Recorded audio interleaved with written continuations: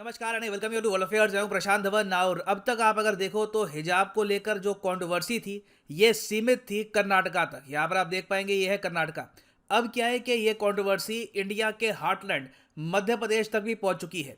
अब recently news ये आई है कि मध्य प्रदेश में भी पॉसिबल है कि इन द फ्यूचर हिजाब स्कूल कॉलेजेस में ऑल टुगेदर बैन कर दिया जाए। कर्नाटका में बाय द वे मैं आपको बता दूं स्थिति काफ़ी ख़राब हो चुकी है। वायलेंस स्टार्ट हो गया था बिटवीन स्टूडेंट्स, बिटवीन हिंदू मुस्लिम कम्युनिटीज़, और इस वजह से सेक्शन 144 इम्पोज किया गया है कर्नाटका के कुछ एरिया में।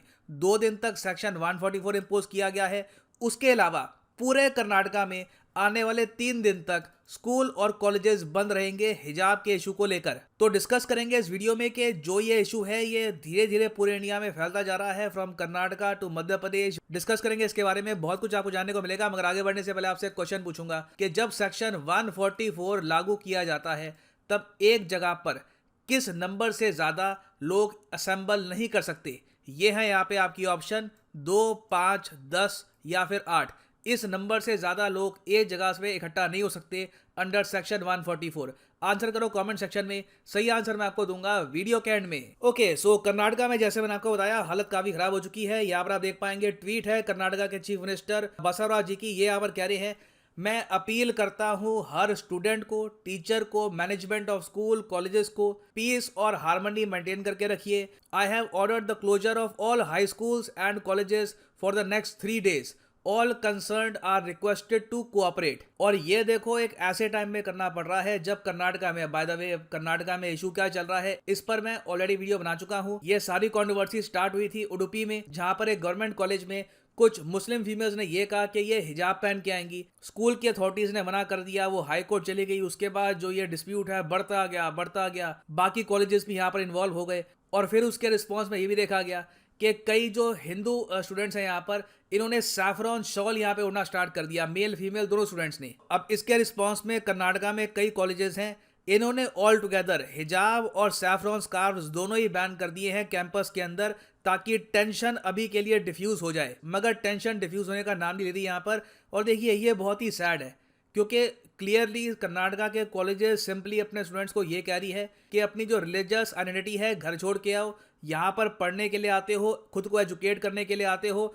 आप यहाँ पर आते हैं ताकि कल को अपने लिए एक बेटर फ्यूचर क्रिएट कर पाओ, एक अच्छी ज़िंदगी जी पाओ। तो अभी के लिए उस पर फोकस करिए। यहाँ पर जो आपका बैकग्राउंड है, रिलीजन है, उसको इन्वॉल्व मत करिए। मगर अनफॉर्चुनेट बात है आज के समय कि इस वजह से वॉयलेंस भी हो रही है इन कर्नाटका। अब कर्नाटका के बाद जब ये प्रॉब्लम एमपी में फैलेगी तो उसके बाद पॉसिबिलिटी है कि इसका इफेक्ट आपको राजस्थान और उत्तर प्रदेश में भी देखने को मिले।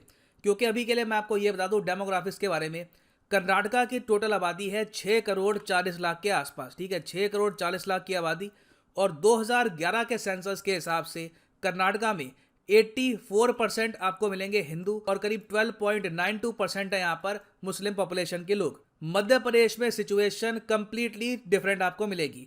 मध्य प्रदेश में जो टोटल पॉपुलेशन है ये है 7 करोड़ 33 लाख के आसपास अकॉर्डिंग टू 2011 सेंसस। और जो हिंदू पॉपुलेशन है यहाँ पर ये ऑलमोस्ट 91% ही है। मुस्लिम पॉपुलेशन रफली 6.5% है यहाँ पर। तो मध्य प्रदेश के जो स्टेट एजुकेशन मिनिस्टर हैं इंदर सिंह, इन्होंने रिसेंटली ये कहा कि Madhya Pradesh government will ban हिजाब इन एजुकेशनल इंस्टीट्यूशंस। इसका मतलब है स्कूल कॉलेजेस दोनों जगह मध्य प्रदेश की सरकार बहुत ही जल्द पॉसिबल है कि हिजाब को बैन कर दे। ऑलरेडी यहाँ पर मिनिस्टर कह चुके हैं कि हिजाब स्कूल यूनिफॉर्म का पार्ट नहीं है, it should be banned in Madhya Pradesh school institutions. Karnataka में भी आप अगर देखो तो ऑलमोस्ट कहानी सेम ही लग रही है कि इवेंचुअली लॉ यहाँ पर लाया जाएगा about the dress code in education institutions. और यहाँ पे प्राइमरली बात की जा रही है section 133(2) of the Karnataka education act 1983 की, जहां पर यह लिखा है कि uniform style of clothes has to be worn compulsorily. और मध्य प्रदेश की सरकार ने यहाँ पर अपना स्टांस ये रखा है कि एजुकेशनल इंस्टीट्यूशन में एक प्रॉपर यूनिफॉर्म होनी चाहिए, एक स्ट्रिक्ट ड्रेस कोड होना चाहिए, जिससे एक इक्वालिटी की फीलिंग आए कि हम सब एक है, हम सब बराबर हैं, डिसिप्लिन आए स्टूडेंट्स में। जो बात अपनी जगह काफ़ी हद तक ठीक है। आप देखेंगे कई देश है दुनिया में, फॉर एग्जांपल यूएस है और कई वेस्टर्न कंट्रीज हैं, वहाँ पर यूनिफॉर्म का कॉन्सेप्ट होता नहीं है। इंडिया में यूनिफॉर्म के कॉन्सेप्ट को स्पेशली लागू किया गया था एजुकेशनल इंस्टीट्यूशंस में, ताकि लोगों में एक सेंस आए कि कोई अमीर नहीं है, कोई गरीब नहीं है। नहीं तो आप इमेजिन करके देखिए इंडिया में अगर मान लो यूनिफॉर्म सिस्टम होता ही ना, जो कपड़े आपको पहने वो पहन के आ जाओ, साफ दिखता अमीर गरीब में डिफरेंस। अमीर लोगों के जो कपड़े होते हैं, अमीर बच्चों के कपड़े होते हैं, they would have been completely different compare to someone from a humble background. उसके अलावा जो रिलीजियस आइडेंटिटीज हैं वो और ज़्यादा हाईलाइट होती। तो कोशिश ये की गई कि एटलीस्ट एजुकेशनल इंस्टीट्यूशन में सब लोग समान हो, सब लोग इक्वल हो, एक यूनिफॉर्मिटी आए। तो इसी की यहाँ पर ये लोग बात कर रहे हैं कि यूनिफॉर्मिटी पर ये लोग फोकस करेंगे। अब इस सब के बीच में देखो, मैं कहूँगा कि प्रॉब्लम यहाँ पर ये आ जाएगी, इवेंचुअली सरकार को भी इसके बारे में सोचना होगा कि इससे लिटरेसी रेट भारत का इम्पैक्ट ना हो जाए।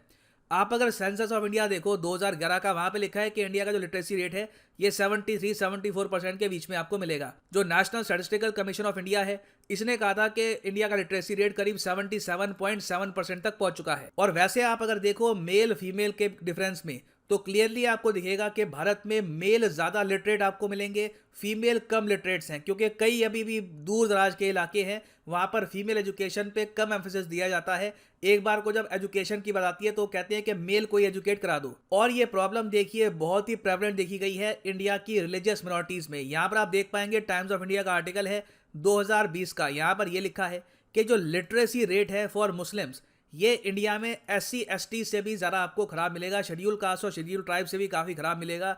नियरली 43% मुस्लिम्स हैं इंडिया में जो आपको इलिटरेट मिलेंगे अकॉर्डिंग टू गवर्नमेंट डेटा। ये हाईएस्ट परसेंटेज है of illiterates in a religious group.